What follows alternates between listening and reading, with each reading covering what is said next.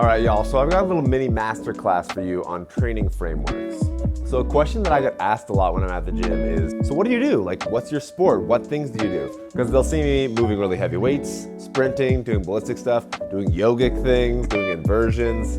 Are you a power lifter? Are you a functional movement guy? Bodybuilding? The short answer is, I do all of those things, but everything in its right place in its intentional order.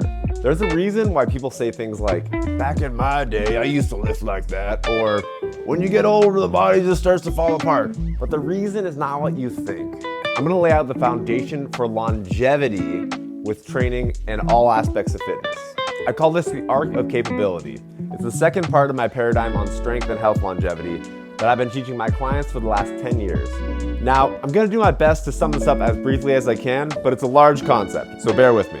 There are layers and levels to training, and there are proper orders in preparing the body to perform or gain most from each aspect of those trainings. Now, as home base, we start on the ground with the nervous system and breathing. We take care of soft tissue with self-myofascial release, which is essentially just self-massage with mobility and stretching. Basically, very simply, we land the body from whatever we have been doing before training, then we connect, open, and activate from the ground up. You can think of this phase as like the pre-flight checklist. This is the base camp. It's the standard daily non-negotiable for healthy and mobile joints. It's the foundations of how humans evolved in movement, literally from a baby and a toddler, crawling, rolling, stretching, and activating these really deep core patterns. These are the kind of things that adults put to the wayside and then can't get up and off the ground easily. We need to do this more regularly, developing a floor type of culture so that we can progress from there. Starting your day, starting your sessions, breaking up the day of sitting, and ending your day, you really can't go wrong with doing this type of work. This and the following phase are the places where injury recovery and rehab often start. But if you keep this in your routines as prehab work, you keep the grooves greased.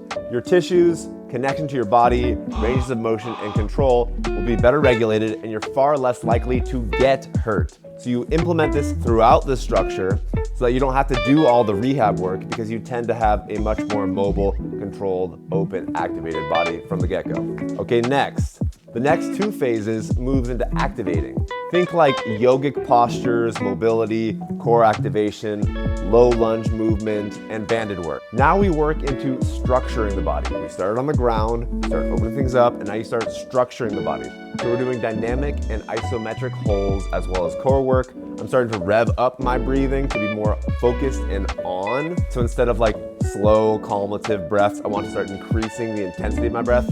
There's often balance and skill patterns at this phase, and usually there is some kind of banded or light resistance work. Okay, so these first three phases are what keep the wheels lubricated and get you ready for complete movement. If you were to do only this and walk, you'd have a well-balanced body.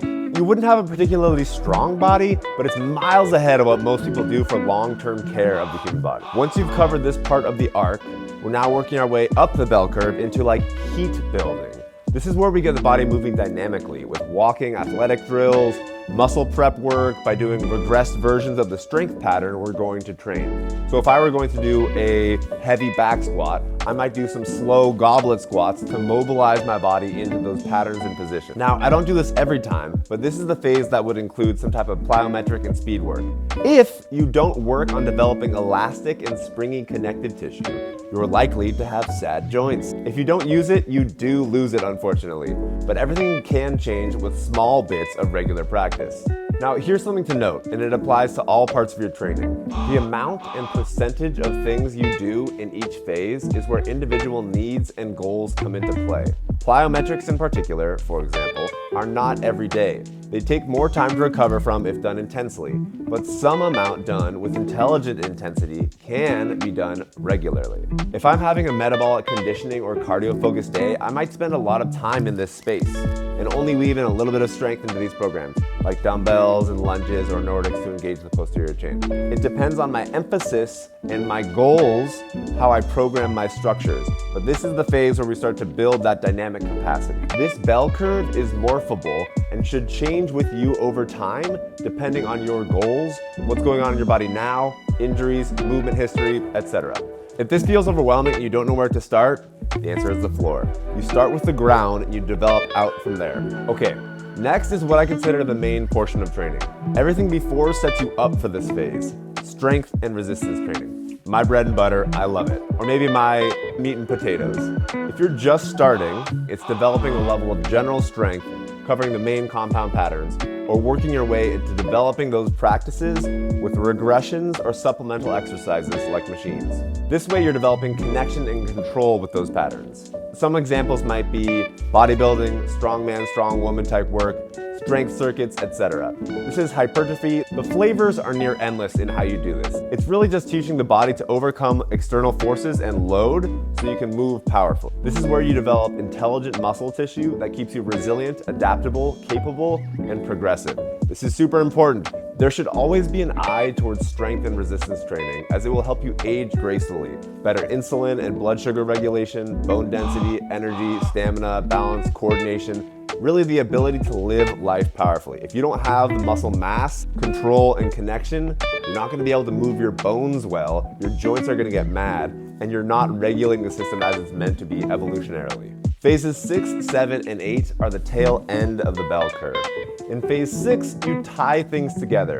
So maybe you're doing single joint exercises, direct core work, and patterns that add value to your strength block. You can think of it like you've done the main course and now you're adding in these supplemental aspects. These aren't the main event and they're usually done with less intensity. But say I'm injured or I have low energy, these actually might become more of my focus and the main strength block might be a little bit less. These are the supplemental patterns that round out the strength practice. These can be the higher volume or isometric stuff that really helps you get shredded after the main work is done, FYI. Phase 7 is about circulation. This can be some form of cardio and conditioning, really just pumping blood through the body and producing heat. Depending on how intensely I have trained during my strength session, sometimes this actually comes after phase 8, where it's slow stretching and mobility, and I just spend some time in the sauna. Phase 8 is really about lengthening muscle tissue, releasing tension, and winding the nervous system down. Think of this as the downshift from all the intensity that a workout can be. This is more important than you might think. Winding down with mobility and slow stretching, we want dynamic in the beginning, slow at the end, will reduce tension, assist in better maintained, larger ranges of motion, less fatigue, better sleep and recovery. Even 5 minutes can make a world of difference. Don't skip the ending phases. If you're like, damn, that sounds like it would take forever. Not really. Here's an example breakdown. Phase 1 might be 5 minutes. Phase 2 and 3, 5 to 10 minutes. Phase 4, 10 minutes. Phase 5, 30 minutes. Phase 6, 10 minutes. Phase 7, 10 minutes. Phase 8, 5 minutes. You can always shift and change these ranges depending on your goals. When I prepare myself for training, I work through this whole arc. A little bit over an hour is plenty of time to run through the whole shebang. But what's really important about this comprehensive structure is that it is changeable. Each phase informs the other. Depending on what you have going on in your life, certain phases will need more attention, whereas others may need less. This structure also gives you better visibility on how to take care of your body so you don't have missing links or gaps. In my coaching programs, I break these into small 10-15 minute daily movement stacks to be done each day over the course of a week. Implementing these little stacks to create daily habits is magic. That's where it all begins. It keeps the body moving well, open, active, and engaged. And say you've already done phases 1 through 3 during the course of your morning, you could show up for your training at the gym and only need a bare minimum warm-up before you get into the main work.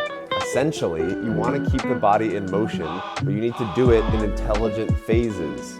Learning how to see the whole picture and then take bite-sized chunks out of it is a skill that will help you live longer, avoid doctor's visits, unnecessary medications, and emergency situations because you've tended to your body each and every day. Listen, champs, I wish you the absolute best in all that you do and want to see you thriving. If you have questions on the arc or you want to know more, DM me and let's get moving. Kick ass.